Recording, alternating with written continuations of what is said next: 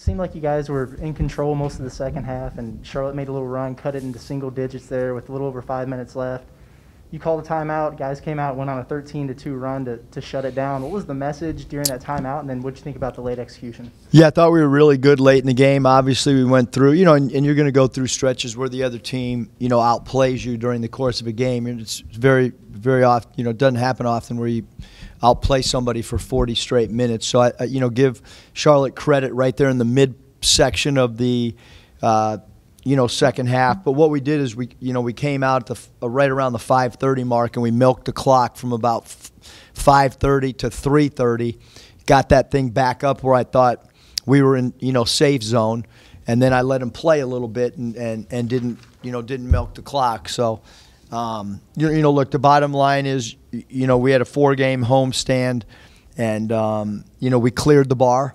And now we get ready to play a neutral site game, and we had 2 neutral site games in Kansas City a few weeks ago, and now we get an opportunity to go play, Oklahoma in their own state. But it looks to me on the map, there's about an hour and 45 from their campus and about an hour and 45 from our campus. So we'll see which crowd is larger, theirs or ours. It'll be interesting. Yeah, Eric, you guys were a plus 20 on rebounds. I know you mentioned the other day you weren't happy. No, he only had 1 rebound. He had 10 tonight.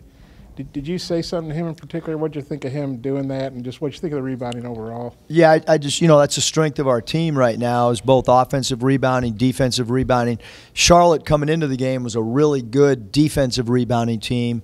They were not an offensive rebounding team at all, but they were a good defensive rebounding team. And I thought, we told our guys, like, hey, when a shot goes up, go chase it. Go try to get it. And 15 offensive rebounds is a good number because our shooting percentage was pretty good. So we got a good portion of our misses back. And then I thought we did a good job converting those misses as well. And then, coming out of that timeout, Devo missed a jumper, but the ball went out of bounds to you all, and then you guys scored. How big do you think that was that he got a second chance and that really started the late spurt for y'all? Yeah, I thought, we were pretty good executing on baseline out of bounds plays tonight. And, I thought Devo played, really good game. Obviously to have, 18 and 8, we got to have our hands ready when Devo has the ball. We're having way too many turnovers where he's making the pass and somebody's not catching it, whether it be in traffic or whatever. So we do have to clean up the turnovers for sure.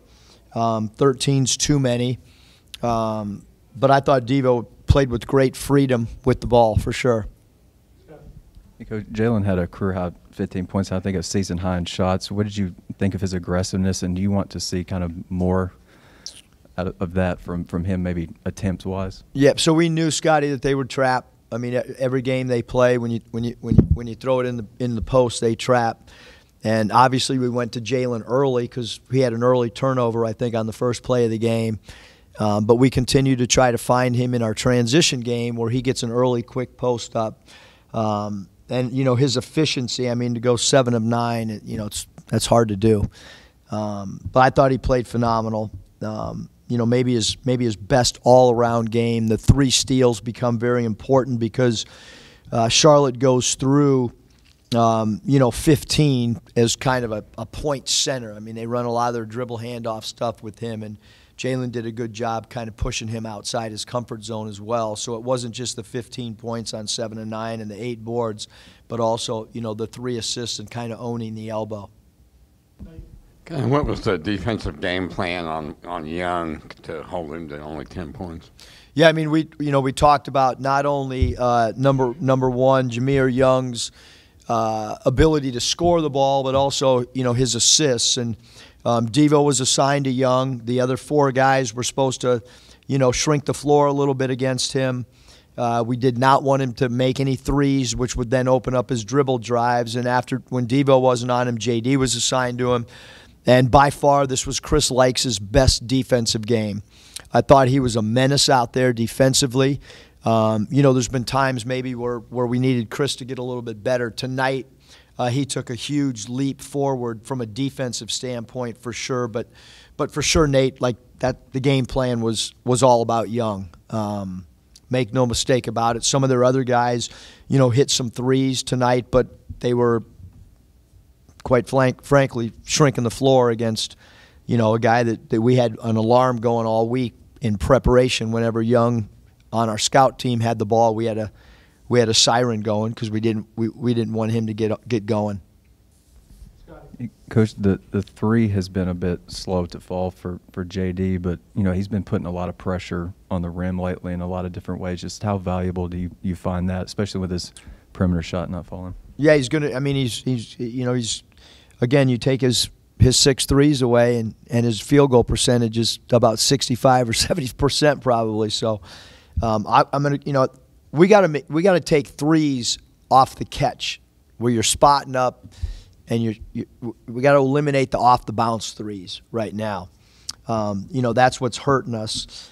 But you always play to your strengths, And right now, we're doing a good job moving the basketball, and we're doing a good job attacking in transition, and we want to continue to do that. Fewest threes you have all year. Was that a conscious choice to kind of try to combat some of the three-point shooting woes, or was that just a result of the looks you were getting? Yeah, I think that every opponent you kind of look at, we didn't feel that there was much shot blocking. We kind of wanted to involve 15 on their team, number 15, in some pick and rolls and try to attack some mobility type stuff. So, we still took 13, but certainly attacking the rim and drawing FTAs was a big part of our game plan. Eric, your first year, you said you were going to lose sleep with the lack of rebounding you anticipated, and that team did some good stuff, but obviously didn't rebound real well. But how much better are you a rebounding team now? And I assume you don't lose sleep over it, or maybe you still do. I won't lose any sleep over rebounding right now, Bob. But there's always another leak to plug, and we still got to get better in a lot of areas. But rebounding right now, again, it's, small sample size, but the rebounding's been really good because, look, Devo's a great rebounder. JD's a great rebounder for their positions. And Adisi's a great rebounder for his position, and Jalen's a great rebounder. So we have 4 or 5 guys that are phenomenal rebounders for their position. So I think that's, going to be a strength of ours right now. And then who played Young on the scout team? Cade Abergast. Okay. And then one more. So you said likes defense. Was that on other guys? Because I don't remember him being on Young. He was on Young probably, I'm going to guess without watching the film, Bobby was probably on him 6 possessions. Okay, so those 3 guys all did a good job. They all did a phenomenal job. They kept him in front. They contested his threes. They didn't put him on the foul line a high volume. But Chris kind of kept going to him, and I was wondering why, because that wasn't who he was assigned to. But when he was on him, he did a great job. One more. I know you don't like to call timeouts, but they did back-to-back threes. They cut it to 9, getting a little dicey. Sometimes you just, hey, I got to call a timeout, and kind of what was your mindset? What was your message? Just shot select. I thought we took a couple questionable shots and wanted to remind them of time and score, and how much time was on the clock when I called it?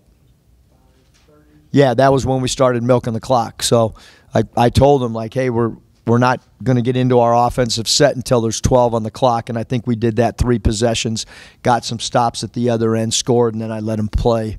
So I didn't have to hear anything on Twitter about playing stall ball. BetOnline has you covered for all the holiday season. More props, odds, and lines than ever before. BetOnline remains your #1 spot for all sports action. Head to our new updated desktop or mobile website to sign up today and receive your 50% welcome bonus with the promo code BELIEVE to receive your bonus. That's BLEAV to receive your bonus. And it's not just football. BetOnline has pro and college hoops, NHL, boxing, UFC, even your favorite Vegas casino games. Don't wait to take advantage of all these amazing offers available for the 2021 season. BetOnline is the fastest and easiest way to bet on all your favorite sports.